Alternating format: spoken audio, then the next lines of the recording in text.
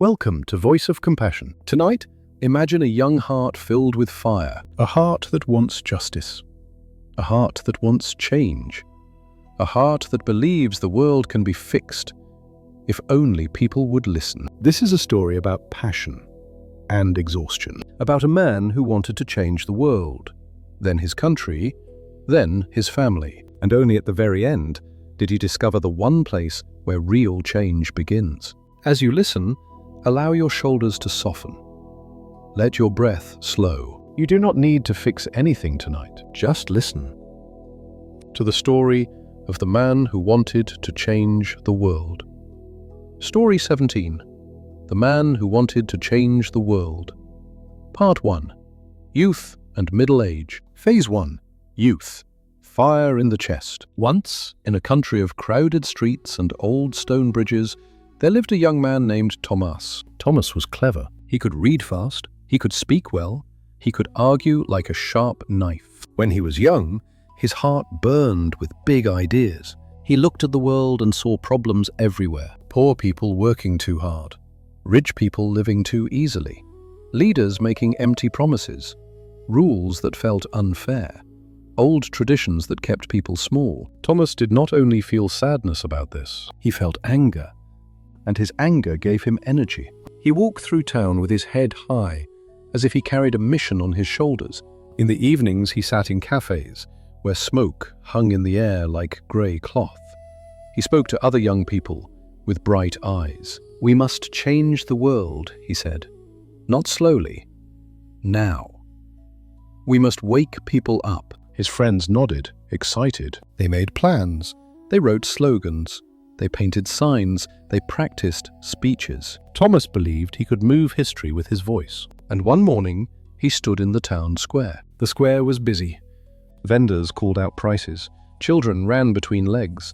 A bell rang from a distant church. Thomas climbed onto a low stone wall. He lifted his arms. "People!" he shouted. Some turned to look. Some kept walking.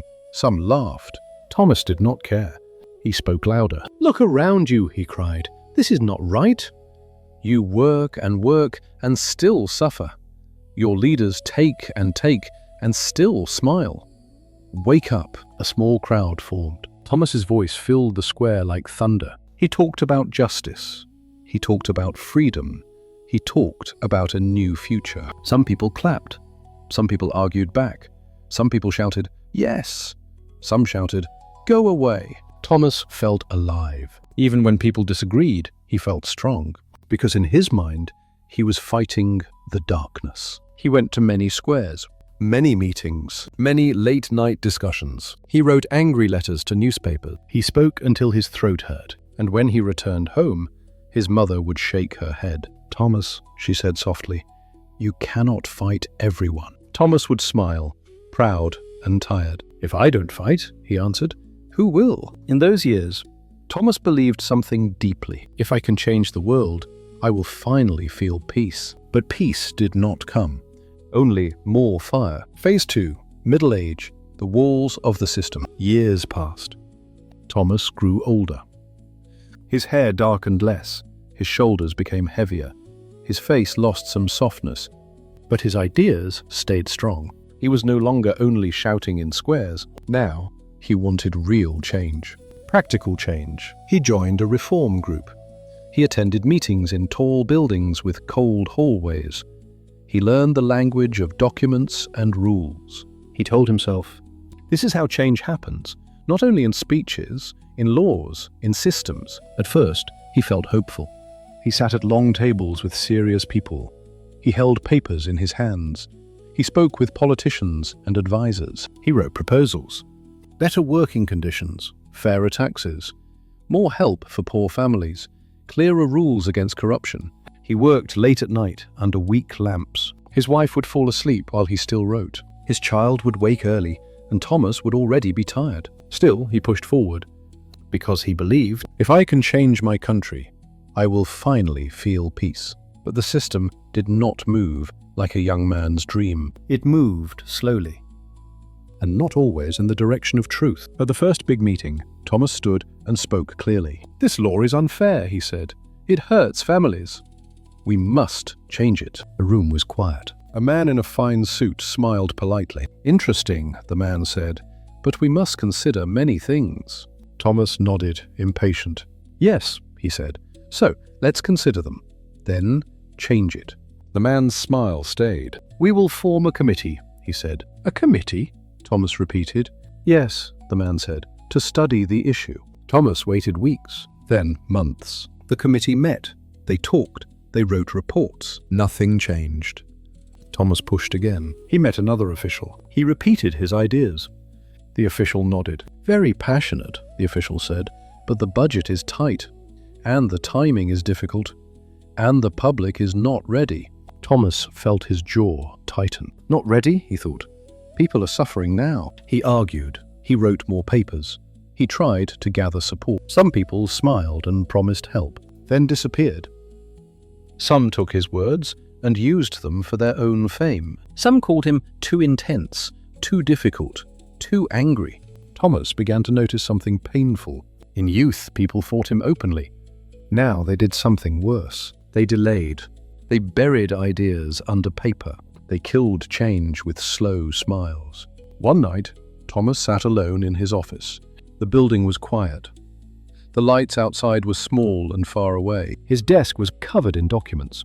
He looked at the pages and felt tired beyond tired. He rubbed his face with both hands. All this work for nothing, he thought. He remembered the square, the shouting, the feeling of power. Now he felt smaller than ever. Still, he refused to stop. He told himself, if I push harder, it will happen. So he pushed. He wrote letters. He attended more meetings. He became known as a man who never rests. But the more he pushed, the harder life pushed back. His health weakened. His chest tightened from stress. His sleep became thin. His wife asked quietly one evening, Thomas, when was the last time you laughed? Thomas looked at her confused. Laugh? He repeated, as if he forgot the word. His child, now a teenager, looked at him with distant eyes. You're always angry, the child said, even when you're home. Thomas felt hurt. I'm trying to make the world better, he snapped. The teenager shrugged. You're not making our home better, they said. That sentence hit Thomas like a stone. He opened his mouth, then closed it. Because some part of him knew it was true, but his fire was still burning. And fire does not like to admit it is hurting the ones nearby. So Thomas turned back to his papers, back to the cold halls, back to the dream of changing something out there. Yet, deep inside, a quiet question began to grow. What if the world is too big for my hands? Story 17. The Man Who Wanted to Change the World. Part 2. Old Age, plus the Epiphany, plus Reflection. Phase 3. Old Age. The small world that would not listen. Time moved like a river. Thomas did not notice it at first. He was always looking forward, always chasing the next meeting, the next plan, the next big change. But one day he looked in a mirror and saw white hair. He saw deeper lines around his eyes. He saw a face that looked tired, even when he was not moving. His body slowed down. His voice became less strong. His energy was not endless anymore. The world outside also changed. New leaders came. New slogans appeared. New young people stood in squares with fire in their chests, just like Thomas once did. Thomas watched them from a distance. Part of him felt proud. Part of him felt bitter, because the change he had dreamed about still looked unfinished. And now Thomas's world became smaller. Not because he wanted it to, but because life naturally brings us home. He spent more time with family. He was in the same house with the people he loved, and yet he felt strangely alone. His wife had grown quiet over the years. Not cold, just careful, as if she had learned to live beside Thomas's storm without stepping inside it. His child was grown now, with their own life, their own opinions, their own habits. Grandchildren visited sometimes. They ran through the rooms like wild birds. They laughed loudly, spilling joy everywhere. And Thomas wanted to shape them. He wanted to fix things. He wanted to correct everything that felt wrong. He saw his son's messy habits and frowned. You should be more disciplined, he said. He saw his daughter-in-law's choices and shook his head. That is not the right way, he said. He heard his grandchild speak rudely and snapped. "Don't talk like that," he shouted. "Respect matters." Sometimes his words were true, but his tone was sharp, and sharp words do not teach love. They teach fear or distance. His family began to avoid him. Not dramatically, not with big fights, with small movements. They changed the subject. They left the room. They smiled politely and said, "Yes, yes," then did what they wanted, Thomas noticed. And it made him even more frustrated. One evening, his family sat at the table. Soup steamed in bowls. Warm light from a lamp filled the room. Thomas looked around and felt something painful. "They are not listening to me." He tried again. "You know," he began, "the world is going in the wrong direction. People are lazy. Young people have no values. This country needs discipline." His son sighed softly. His wife kept eating quietly. His grown child glanced at the clock. Then the child said, tired but honest, "Father, you have been angry for 30 years. Thomas froze. The spoon in his hand stopped. The child continued, voice calm, not cruel. "You wanted to change the world. Then you wanted to change the country.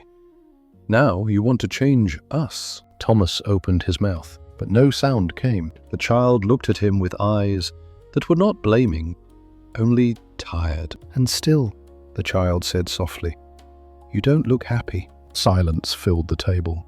The steam rose from the soup like a quiet ghost. Thomas's chest tightened. Not with rage this time, with grief. Because he suddenly realized he had spent his whole life trying to move others, and he had not learned how to rest. That night, Thomas could not sleep. He lay in bed and listened to the house. A small creak of wood. A distant dog barking.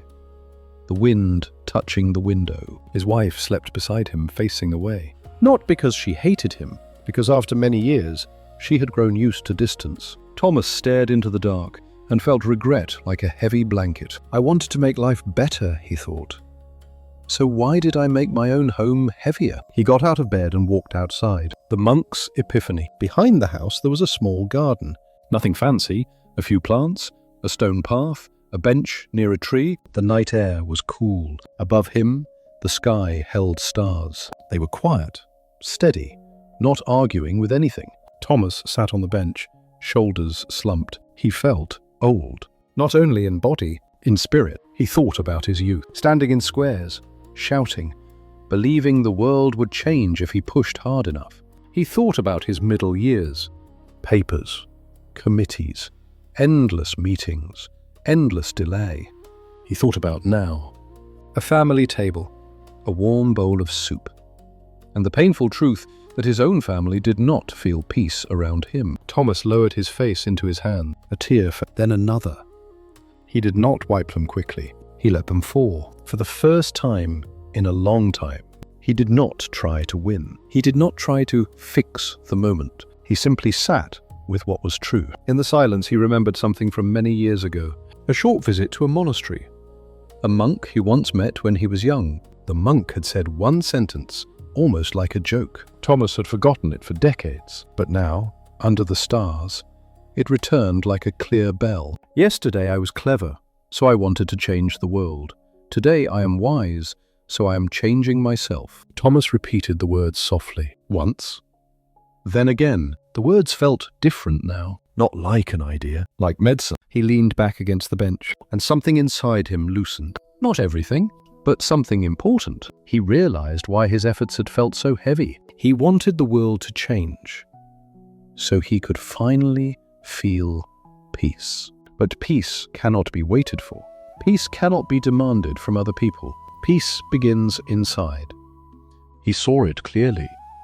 In youth, he wanted to change everything far away. In middle age, he tried to change the country. In old age, he tried to change his family. And in every phase, he carried the same secret hope. If they change, I will be okay. But they did not change, or not in his way, not in his time. So he stayed angry.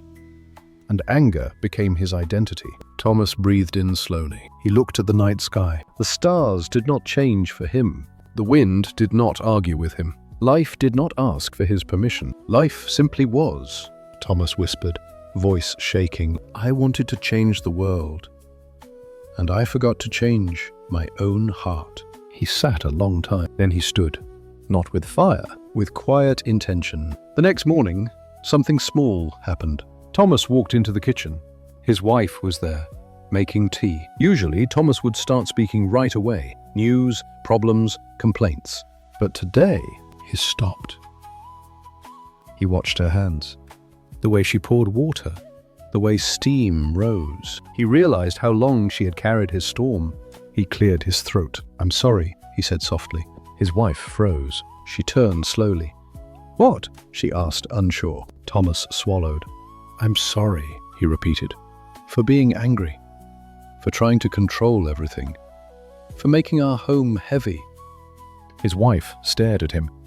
Tears rose in her eyes, surprised. She did not speak for a moment. Then she whispered, "I missed you," she said. Those 3 words hit Thomas deeper than any political speech. He felt his eyes burn. "I'm here," he said quietly. He did not promise big changes. He did not make a dramatic vow. He only did one thing. He began one breath, one moment, one honest apology. And that day, when his grown child visited, Thomas listened more than he spoke. When his grandchild spilled soup, Thomas did not shout. He cleaned it and smiled gently. The world outside did not transform. The country still had problems. People still argued. But Thomas's small world began to soften because he stopped trying to change others first. He changed himself. Reflection. And now, dear listener, maybe you have also wanted to change the world. Maybe you wanted to fix people, fix your family, fix your partner, fix your workplace, fix society. And maybe you felt tired when they did not change. This story is not saying never help, never speak, never work for justice. It is saying something quieter. If you want peace, start where you have real power. Start inside. Because when your heart is calm, your words become kinder. Your actions become wiser. Your presence becomes healing. But when your heart is angry, even good ideas can become sharp weapons. So tonight, ask gently, what am I trying to change outside? And what inside me is asking for attention? Maybe it is your tone. Maybe it is your impatience. Maybe it is your fear. Maybe it is your need to control. Changing yourself is not selfish. It is the beginning of real change. Because a calm heart can influence the world quietly, like a candle lighting another candle. Rest now. You do not need to carry the whole world. Start with one breath. Start with one soft change in your own heart, and let wisdom grow from there. The end. The fire has quieted. The shouting has faded. And something softer remains. The world outside is still imperfect. People still disagree. Problems still exist. But Thomas learned something precious. Peace does not arrive after everyone else changes. Peace begins when we stop fighting life and start listening to our own hearts. As you drift towards sleep or gently return to your day, remember this. You are not responsible for carrying the whole world. You do not need to correct every mistake. You do not need to win every argument. You do not need to control every outcome. Start smaller. Change your tone. Change your breath. Change the way you sit with discomfort. Because when the heart softens, the world around it begins to soften too. Thank you for sharing this quiet moment with Voice of Compassion. Breathe in understanding. Breathe out the need to control. Rest well.